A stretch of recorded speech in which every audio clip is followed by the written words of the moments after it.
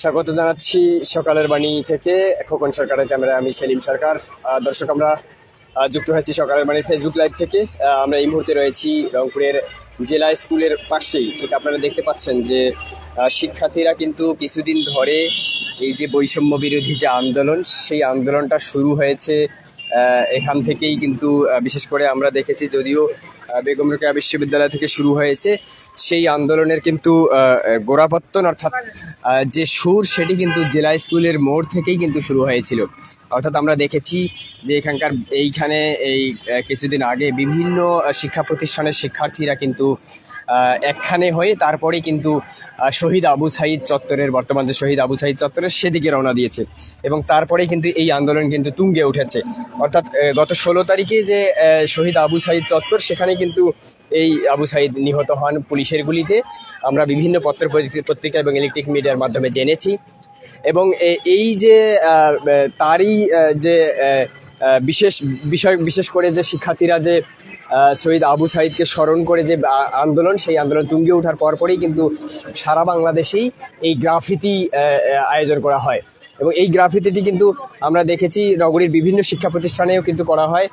এবং এই শিক্ষা প্রতিষ্ঠানগুলো শিক্ষার্থীরা কিন্তু বিভিন্ন শিক্ষা প্রতিষ্ঠানে করে। এবং পাশাপাশি বিশেষ করে আমরা যেহেতু প্রধান সড়কের পাশেই জেলা স্কুল, এই জেলা স্কুলে কিন্তু মেনলি করা হয় এবং প্রতিদিনই কিন্তু করা হচ্ছে। এবং আমরা দেখতে পাচ্ছি যে শিক্ষার্থীরা কিন্তু তাদের শিক্ষা প্রতিষ্ঠানের এই মাধ্যমিক, উচ্চ মাধ্যমিক শিক্ষা প্রতিষ্ঠানের শিক্ষার্থীরা এবং এখানে বিশেষ করে বিভিন্ন বিশ্ববিদ্যালয়ের শিক্ষার্থীরাও কিন্তু এসেছেন এই গ্রাফিতি করতে। আমরা একজনের সাথে কথা বলতে চাই।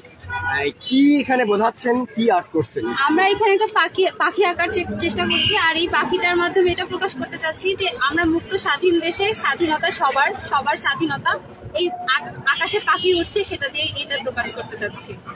আচ্ছা, আমরা আরেকজনের সাথে কথা বলতে চাই। এই যে পাখি আর্ট করতেছে, এতদিন কি মুক্ত ছিলেন না? মুক্ত ছিলাম, বাট তাও একটা ভয় কাজ করতে, মানে এখন স্বাধীনভাবে, এখন স্বাধীনভাবে আমরা চলতে পারছি, কথা বলতে পারছি। আমাদের কোনো স্টেটমেন্ট যদি সরকারকে দেয়, সেটা তারা অ্যাপ্রুভ করতেছে, বাট আগে কোনো স্টেটমেন্ট দেওয়ার আগে তারা সেটা, মানে একটা ভয় কাজ করতো যে স্টেটমেন্টটা বলা উচিত কি উচিত না। তখন আমাদের জানেরও একটা ভয় ছিল, লাইফ রিস্কের মধ্যে থাকতাম আমরা। সেই কারণে এবার এই সিম্বলটা একদম পুরো মুক্ত স্বাধীন বলতে আমরা নতুন একটা বাংলাদেশ পেয়েছি, সেই বাংলাদেশ মুক্ত বলে এই পাখিটা। দর্শক শুনছিলেন যে একজন শিক্ষার্থী কিন্তু বলছিলেন, একটু তোমাকে ধরি, কেন এসছো এখানে, কি করতেছো? কিছু না, রং করি। কিসের রং করতেছো? দেয়ালে। কেন রং করতেছো? ইচ্ছা, আমার কোনো কাজ নাই, এখন বাসা উঠলাম একাই। এই যে কি উদ্দেশ্যে তোমার আপুরা কেন করতেছে এখানে, ওরা আমি ঠিক জানি না। দর্শক শুনছিলেন, আমরা আরো দু একজনের কাছে শুনতে চাই। আপু, একটু বলবেন এই গ্রাফিতি দীর্ঘদিন ধরে করছেন, কেন করছেন এবং এখন পর্যন্ত কেন করছেন? এগুলো হচ্ছে আমরা যে আন্দোলন করলাম, আমাদের যে আন্দোলনের উদ্দেশ্যটা সফল হলো, এটারই স্মৃতি রাখার জন্য এই গ্রাফিতিগুলো মূলত করা, আমাদের বার্তাটা সবার কাছে পৌঁছে দেওয়ার জন্য। কি বোঝাচ্ছেন, কি বার্তা দিবেন? স্বাধীনতা বা পুরো আন্দোলনের যা সামগ্রিক ঘটনা, সবকিছুই আমরা গ্রাফিতির মাধ্যমে তুলে ধরার চেষ্টা করছি। দর্শক শুনছিলেন যে এখানকার বিভিন্ন প্রতিষ্ঠানের শিক্ষার্থীরা। আমরা আরেকজনের সাথে কথা বলতে চাই। আপনি দীর্ঘদিন ধরে এই গ্রাফিতি করছেন, কেন, কি বোঝাচ্ছেন এই গ্রাফিতি দিয়ে, কি বোঝাবেন?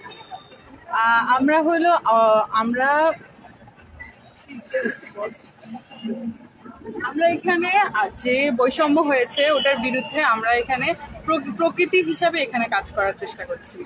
যা হয়েছে সামনে, আমরাই ফিউচার, আমাদেরকে দিয়েই বাংলাদেশ এগিয়ে যাবে, সেই হিসাবে আমরা এখানে প্রতীকী রূপে এখানে কাজ করছি। কতদিন চলবে? যতদিন লাগে আর কি এগুলো শেষ করতে, ততদিন কাজ। আমরা আরেকজনের সাথে কথা বলতে চাই। হুকুমের আসামি বলতে কি বোঝাচ্ছেন? আমরা হচ্ছে আসলে হুকুমের আসামি, যে নিচে আমরা যা করেছি তা হচ্ছে হাসিনাকে বুঝাতে চাচ্ছিলাম। এজন্য হচ্ছে সে হুকুম দিয়ে তাদেরকে হচ্ছে সবাইকে বলতে গেলে মানে নিজের আয়ত্তে আনতে চাচ্ছিল। তো ওটাই আর কি, যে হুকুম দিয়ে দিয়ে তার মতো চলতে চাচ্ছিল, এটাই আর কি বলতে চাচ্ছিল। এটাই তার আসামি আর কি। সেই দর্শক দেখছিলেন যে আমরা এইখানে কিন্তু এই বিভিন্ন শিক্ষা প্রতিষ্ঠানের শিক্ষার্থীরা কিন্তু এসে গ্রাফিতি করছে এবং দীর্ঘদিন ধরে এই গ্রাফিতি করছে, এখনও কিন্তু করেই যাচ্ছে।